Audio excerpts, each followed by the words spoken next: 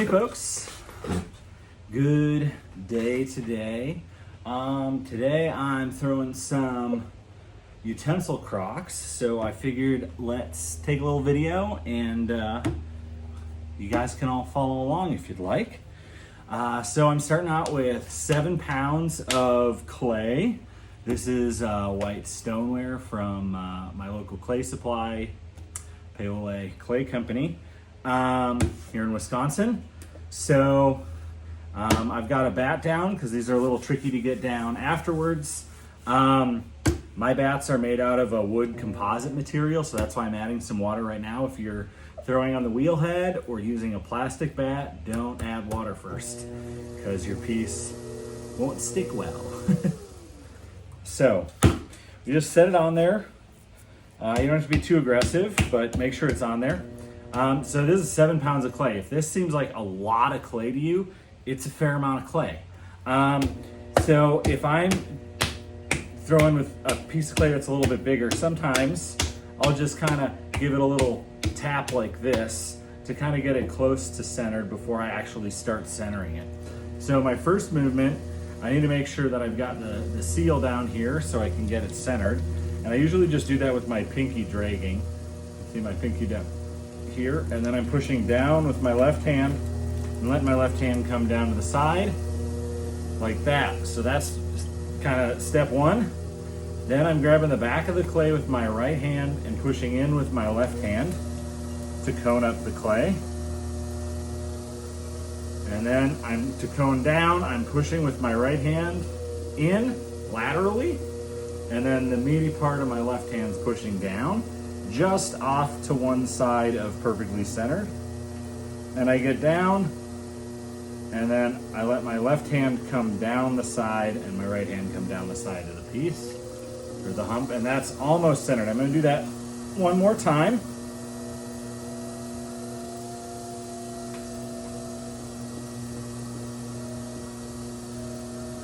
And then if you're like close but not quite there, sometimes I'll rest my right hand over the top and push in with my left hand just to make sure I'm centered, like that. So I've got this centered about the width that I'm gonna have the base, maybe just a hair narrower, and I'm gonna start opening it up. So when I go to open, I set my middle finger in the center, and this hand is resting on my left hand. My left hand doesn't really move much.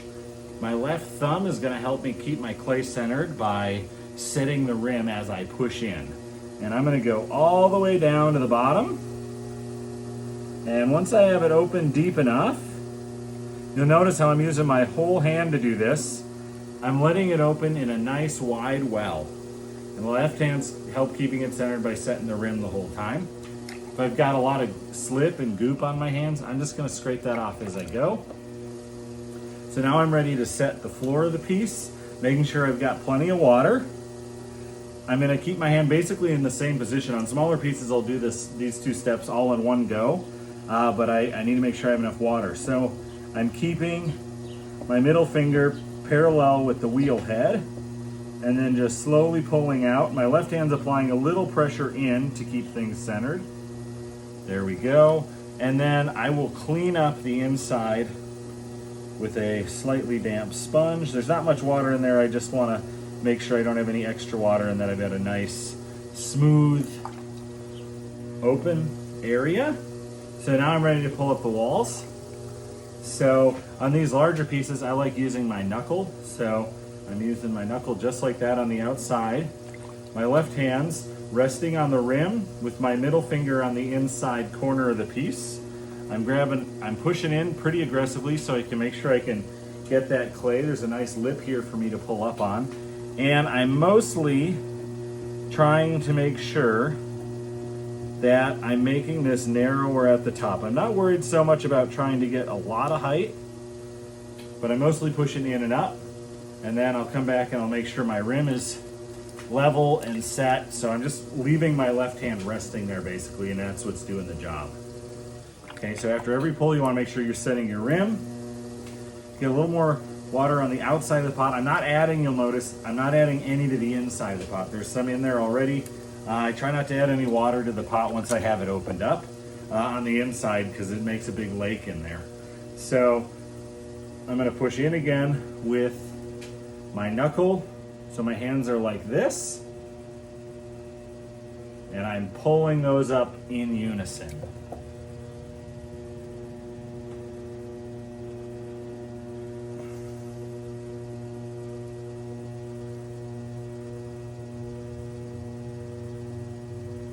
The slower you're moving your wheel, the slower you need to pull up. When I was centering the wheel, it was close to full speed. Now it's going at like 1/3 speed, so much slower. Set my rim again. Sometimes I just use the flap of skin in between my two fingers here, make a peace sign and just go like that. All right, so I'm gonna pull up again.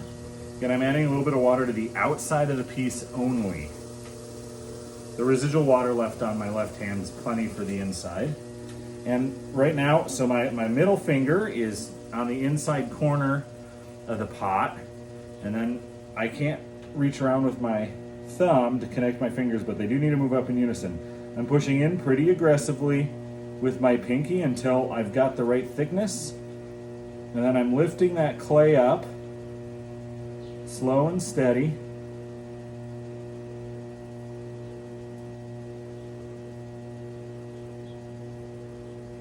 Easing up pressure as I get closer to the rim. And setting the rim. Now you can see all the slip that comes off into my knuckle. And then on the inside, I'm actually using this whole length of my finger. You can see the slip build up on there. So I'm using the whole length of that finger to pull up with. And this is pretty much good to go for a utensil crock. I usually shoot for about 6 inches wide. If you've got one of these LidMaster measuring deals, you can set it to 6 inches. So I'm a little less than 6 inches wide. And I usually like doing about 8 inches tall, which is about like there. So I'm a little taller and narrower than I need to be. It's always easier to make a pot shorter and wider. That's not hard. So I'm gonna let it get a little wider while I just rib off the slip on the outside. I'm getting rid of the stuff down at the bottom. Clean off my tool.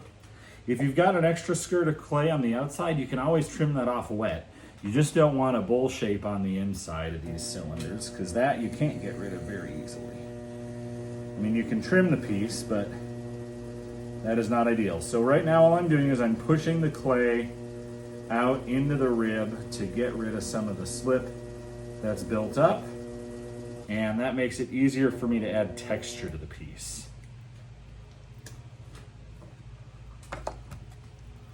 So there's lots of fun tools you can use to add texture to pieces. Sometimes you can just, like, this is a hair pick. So I'm gonna use this on this one, and I'm just gonna make vertical grooves. These utensil holders, I like throwing a little thicker. They're objects that are made to sit there on your counter. You're putting spoons and tongs and all sorts of stuff in and out of them. If you leave them round like this, they're great as doubling as, like, you can use them as like wine bottle chillers, you could use it as a flower vase, you can use it as whatever. So I'm just recentering this after adding that texture. Now you'll notice that there's a lot of these little clay boogers hanging off of here. And I'm just gonna clean those up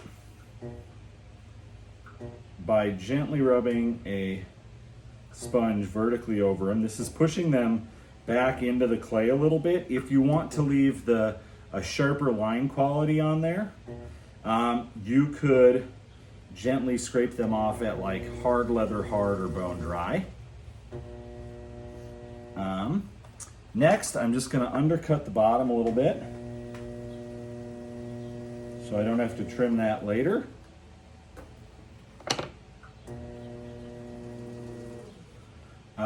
Yeah, let's say you wanted to add some more texture. I'm gonna add a couple smaller stamps to this too, just to add some more visual interest, somewhere for the glaze to pool up and do some fun stuff. So I'm always thinking about sort of the finished product and how I'm going to finish the piece while I'm making it. So this piece is gonna get a runny fake ash glaze applied to it, or a couple of them. And so they're runny, so they'll pool in these textures. I'm just kind of being free with where I'm placing these. Roughly evenly spread out, I guess. And if you've got wooden stamps or any other stamp and they're sticking to you, all you gotta do is just dip it in some water, and the water will act like a release. You can see my studio's outside, so that's why I'm sweating a little bit. We got some sweat flies out today, unfortunately. Those are a little bothersome. All right, so at this point, what I'm gonna do is I'm just gonna take any old sort of rounded shape rib, and I'm gonna, you could certainly leave these as a cylinder. It depends on what you're shooting for. I like having a little more volume to the piece. So I'm just going to take my left hand to keep the rim stable. My right hand's going inside, and I'm just pushing out a little bit from the bottom up, then easing off, and then pushing out again the very top.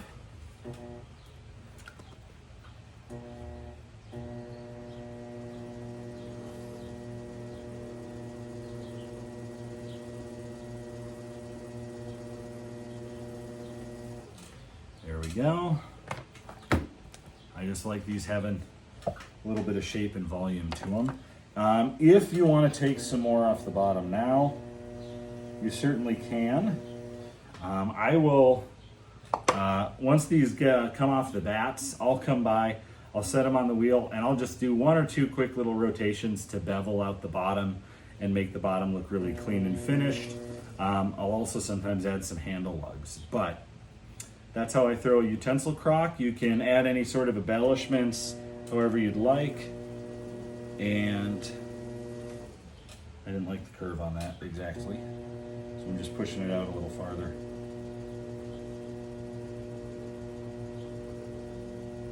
There we go.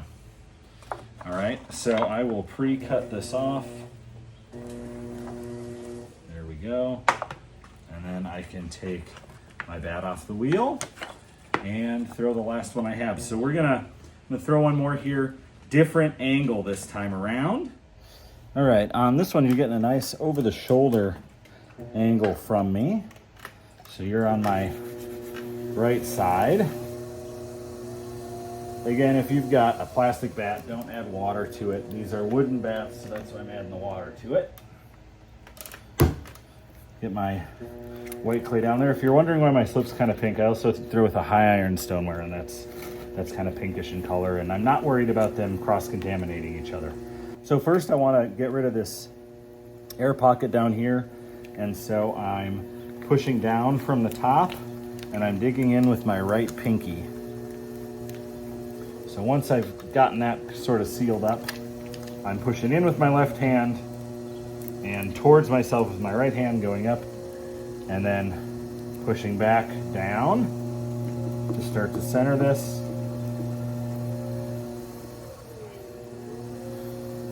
And I'm going to do it twice. I find that that's usually sufficient.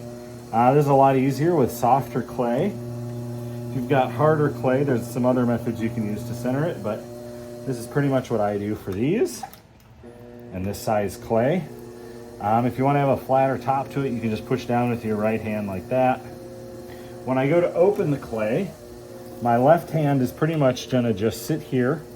This part right here is going to keep it centered. So that you'll notice this hand is pretty much just sitting there. My right hand's going in from the top with my middle finger towards the center, pushing down slow and steady. Once I get it all the way opened up, I'm going to sit there for at least a rotation or two. Then I'm going to go ahead and get some more water on the pot. On smaller pieces, I'll open just the same way. I don't necessarily need to separate these steps. So now I'm pulling my middle finger parallel to the wheel head to get that opened up. A lot of times when I do that, I get like bits of clay that come off. That's totally okay. Now there's a lot of throwing lines that are kind of jagged on the bottom of here. So I'm just taking a sponge and I'm just smoothing those out a little bit.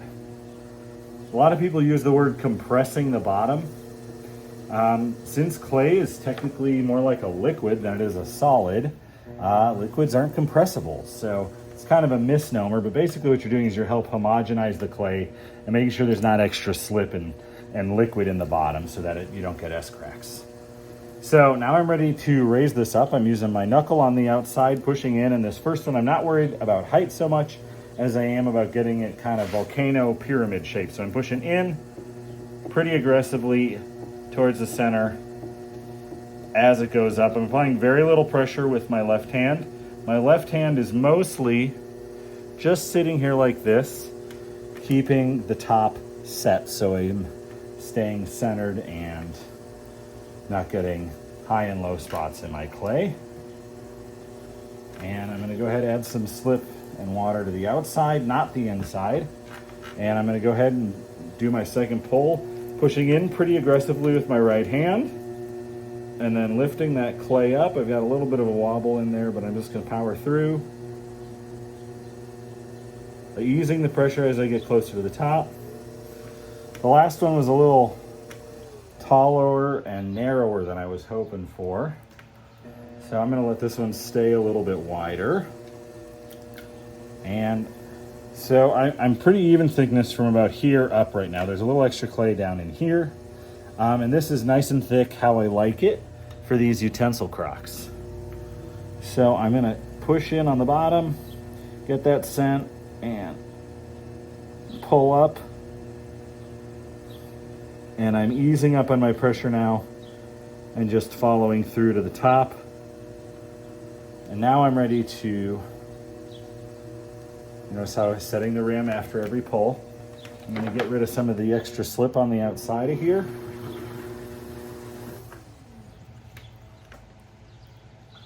I'm using a rib made by my friend Troy Bungart. He makes really great wooden ribs and brushes.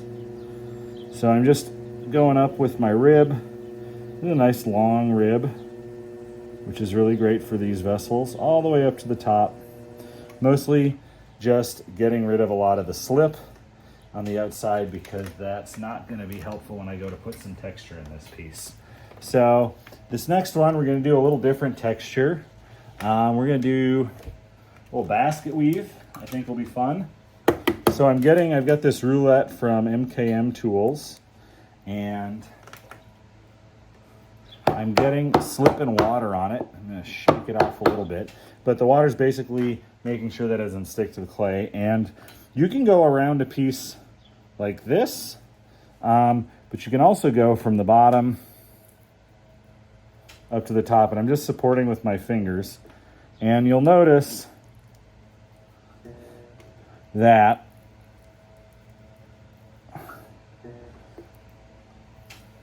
this is making the piece not perfectly round anymore, which is totally okay. I'm gonna go back and shape it a little bit after I get done with this, and that will bring everything back to round. Although, if you like the different sides, you could leave it like that. MKM makes a bunch of different patterns. I'm happy with that. So I'm just setting the rim first.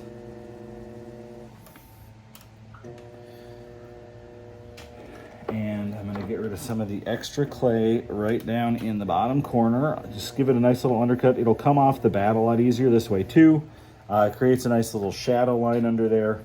Makes the piece look nice and finished and not look like it's just growing out of the countertop. And you can use a curved rib or your fingers or whatever. This is from Mud Tools. And I'm just letting my left hand rest on the rim. I'm gonna have to move you guys up a little bit here. My left hand's resting on the rim. And I'm widening this up on the bottom a little bit. Bringing my rib up about 2/3 of the way.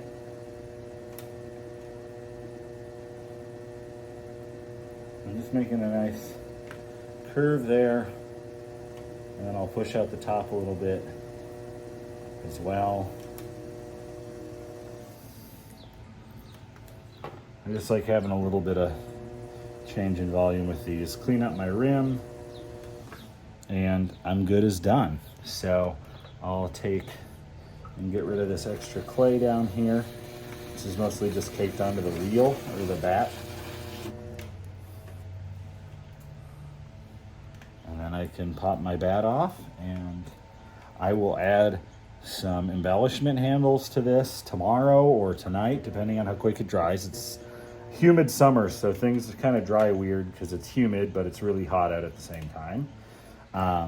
And then when I go to trim the bottom, I'm just gonna run a rib over it, or run a loop tool over it for a couple rotations, just to kind of clean up the bottom.